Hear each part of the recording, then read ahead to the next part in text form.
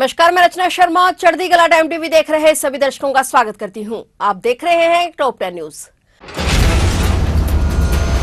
केंद्र सरकार के सभी मंत्रालय और विभाग जल्द ही कर्तव्य पथ के दोनों तरफ बन रहे कर्तव्य भवनों में दिखेंगे। सेंट्रल विस्टा परियोजना के तहत केंद्रीय मंत्रालयों और विभागों के लिए ऐसे कुल 10 भवनों का निर्माण होना है। इनमें से कर्तव्य भवन 3 बनकर तैयार हो गया है। इसका उद्घाटन आज प्रधानमंत्री नरेंद्र मोदी ने किया है। इसका अलावा पीएम मोदी ने शाम 6 बजे कर्तव्य पथ पर एक सार्वजनिक सभा को संबोधित भी करना है। परियोजना पूरी होने के बाद किराए के तौर पर खर्च होने वाले 1500 करोड़ रुपए की बचत होगी। कर्तव्य भवन 3 एक आधुनिक इमारत है जो सेंट्रल विस्टा का हिस्सा है और इसे विभिन्न सरकारी मंत्रालयों और विभागों को एक ही स्थान पर लाने के उद्देश्य से बनाया गया है। इसका लक्ष्य कार्य में तेजी लाना और समन्वय बढ़ाना और नवाचार को बढ़ावा देना है। ये भवन प्रधानमंत्री मोदी के नागरिक केंद्रित शासन के दृष्टिकोण को साकार करने की दिशा में एक महत्वपूर्ण कदम माना जा रहा है। प्रवर्तन निदेशालय की टीम ने आज दिल्ली, नोएडा, गुरुग्राम और देहरादून स्थित 11 परिसरों में तलाशी अभियान चलाया है। प्रवर्तन निदेशालय ईडी ने आज बुधवार को वैश्विक साइबर धोखाधड़ी के मामले में दिल्ली, नोएडा, गुरुग्राम और देहरादून स्थित 11 ठिकानों पर तलाशी अभियान चलाया और सीबीआई और दिल्ली पुलिस द्वारा दर्ज की गई एफआईआर के आधार पर धन शोधन निवारण अधिनियम के तहत जांच शुरू की गई है। ईडी की टीमें 11 ठिकानों पर रेड कर जांच पड़ताल में जुटी हुई है। वहीं एक साथ इतनी जगह पर रेड से हड़कंप मचा हुआ है। 2 दिन की लगातार बारिश ने उत्तराखंड पर कहर बरपाया है। कल ही बादलों से राहत के आसार कम है और पर्वतीय इलाकों में भारी बारिश होने की संभावना है। खासकर पर्वतीय इलाकों में तेज दौर की बारिश परेशानी बढ़ा सकती है। वहीं देहरादून, हरिद्वार, टिहरी, चमोली और उत्तरकाशी में कल स्कूल बंद रहेंगे। मौसम विज्ञान केंद्र की ओर से जारी पूर्वानुमान के मुताबिक उत्तराखंड के कई जगह पर भारी से बहुत भारी बारिश का अलर्ट जारी किया गया है, जबकि देहरादून, नैनीताल, चंपीवाल और पौड़ी जिले के कुछ हिस्सों में भारी बारिश का येलो अलर्ट जारी किया गया है। इसके अलावा अन्य जिलों में तेज दौर की बारिश का येलो अलर्ट जारी किया गया है। आने वाले दिनों की बात करें तो प्रदेश भर में 11 अगस्त तक तेज दौर की बारिश होने की संभावना है। आवश्यक ना हो तो पर्वतीय इलाकों में यात्रा करने से बचे और नदी नालों के पास रहने वाले ज्यादा सतर्क रहें। पहाड़ों और मैदान पर एक साथ हो रही मूसलाधार बारिश से हरिद्वार में गंगा का जलस्तर चेतावनी रेखा को पार कर गया है। इससे गंगा घाट लोगों से खाली कराए गए हैं। निचले इलाकों में ग्रामीणों को सतर्क किया गया है। वहीं हिमाचल प्रदेश एक बार फिर भयंकर मानसून तबाही की चपेट में है। सोमवार रात से शुरू हुई तेज बारिश ने मंगलवार सुबह तक राज्य के अधिकांश हिस्सों को बुरी तरह से प्रभावित कर दिया। भारी बारिश के चलते कोल डैम के जलस्तर में बढ़ोतरी के कारण डैम के अतिरिक्त पानी को छोड़ा गया है, जिससे पंजाब के निचले इलाकों में बाढ़ का खतरा बढ़ गया है। प्रशासन ने सतर्कता बरतने के निर्देश जारी किए हैं और संवेदनशील क्षेत्रों में निगरानी तेज कर दी गई है।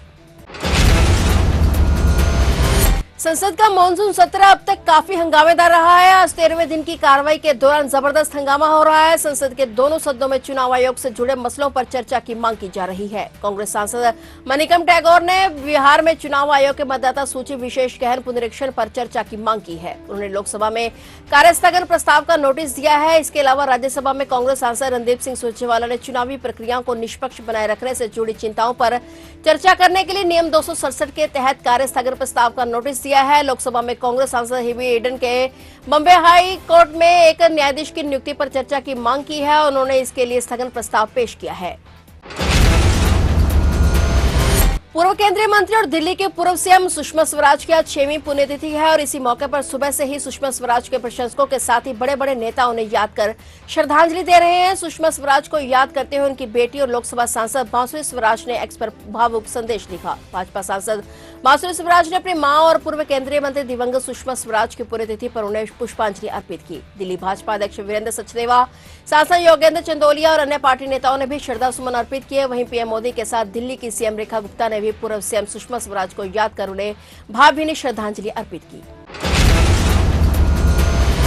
अनुच्छेद 370 खत्म हुए 6 साल पूरे हो गए हैं। इस दौरान जम्मू कश्मीर और लद्दाख में कई आयोजन किए गए। वहीं से देखते हुए पूरे जम्मू संभाग में सुरक्षा के कड़े प्रबंध किए गए। अति संवेदनशील इलाकों में सुरक्षा कर्मियों की तैनाती की गई। संवेदनशील इलाकों में सादे लिबास में पुलिसकर्मी तैनात रहे और खुफिया एजेंसियों की तरफ से माहौल खराब करने वालों पर पैनी नजर रखी गई। वहीं कश्मीर में संवेदनशील इलाकों को हाई अलर्ट पर रखा गया। पुलिस ने चिनाब घाटी के डोडा, किश्तवाड़ और रामबन और पीर पंजाल के राजौरी, पुंछ और शोपियां जिलों के संवेदनशील इलाकों को सील कर दिया है। इन जगह पर पुलिस और अर्धसैनिक बलों की तैनाती की गई है। इन जिलों में तमाम नाकों पर आने जाने वालों से पूछताछ भी की जा रही है।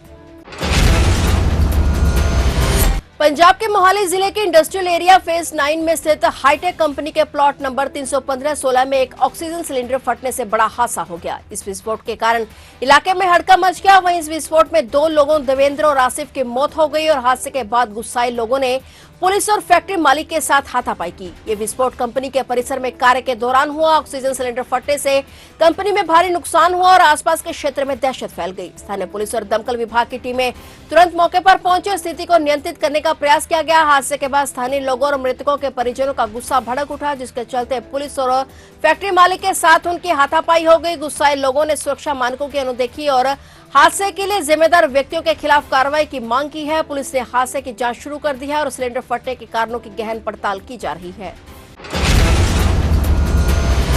विजिलेंस ब्यूरो द्वारा पूर्व मंत्री साधु सिंह धर्मसोत के खिलाफ आय से अधिक संपत्ति बनाने के दर्ज मामले में अतिरिक्त जिला सेशन जज की अदालत द्वारा उनके दोनों बेटे हरप्रीत सिंह और गुरप्रीत सिंह को लगातार गैर हाजिर रहने के कारण अगली पेशी पर हाजिर रहने के लिए नोटिस जारी किया गया है। अगली पेशी 16 सितंबर को दोनों भाई अदालत में पेश नहीं हुए तो उन्हें भगोड़ा घोषित करने की प्रक्रिया भी शुरू की जा सकती है। जानकारी के मुताबिक विजिलेंस जांच के बाद विजिलेंस ब्यूरो द्वारा भ्रष्टाचार निवारण एक्ट की धाराओं के तहत vigilance bureau range police station Mohali में मामला दर्ज किया गया था और पूर्व मंत्री साधु सिंह धर्मसोत की आय से अधिक संपत्ति के मामले में गिरफ्तार किया गया था और बाद में धर्मसोत के दोनों बेटों और अन्य को भी इस मामले में नामजद किया गया था। पटना के फुलवारी शरीफ में आज सुबह पुलिस और कुख्यात अपराधी रोशन कुमार के बीच मुठभेड़ हुई। रोशन पुलिस पर फायरिंग कर भाग रहा था और पुलिस ने जवाबी फायरिंग की तो एक गोली रोशन के पैर में लगी है। वह घायल हो गया।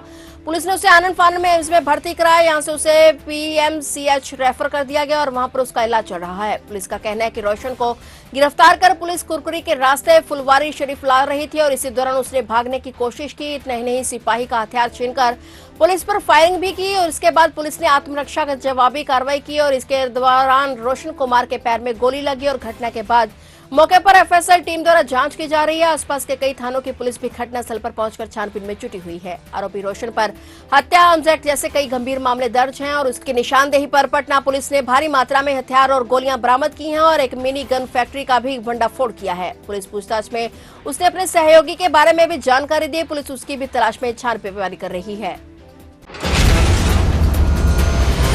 भारतीय रिजर्व बैंक ने 6 अगस्त 2025 की मौद्रिक नीति बैठक में रेपो रेट को 5.5% पर स्थिर बनाए रखने का निर्णय लिया है। हालांकि ब्याज दरों में कोई बदलाव नहीं हुआ है, लेकिन आरबीआई ने 2 अहम नीतिगत निर्णय लिए हैं, लेकिन जनहित से जुड़ी घोषणाएं भी की हैं जो आम ग्राहकों को और निवेशकों के लिए बेहद महत्वपूर्ण है। जनहित योजना के तहत 10 साल पूरे होने पर आरबीआई ने बैंकों को 1 जुलाई से 30 सितंबर 2025 तक पंचायत स्तर पर विशेष शिविर आयोजित करने के निर्देश दिए हैं। ग्राहकों को माइक्रो इंश्योरेंस, पेंशन योजनाएं और फाइनेंशियल इन्फ्लुएंस से जोड़ा जाएगा और वहीं बैंक लॉकर क्लेम प्रक्रिया सरल और समान होगी। आरबीआई ने घोषणा की है कि ग्राहक की मृत्यु के बाद बैंक लॉकर में रखी संपत्ति के क्लेम का सिस्टम अब स्टैंडर्डाइज होगा और यह कदम ग्राहकों और बैंक दोनों के लिए अब समय और तनाव बचाने में मददगार साबित होगा।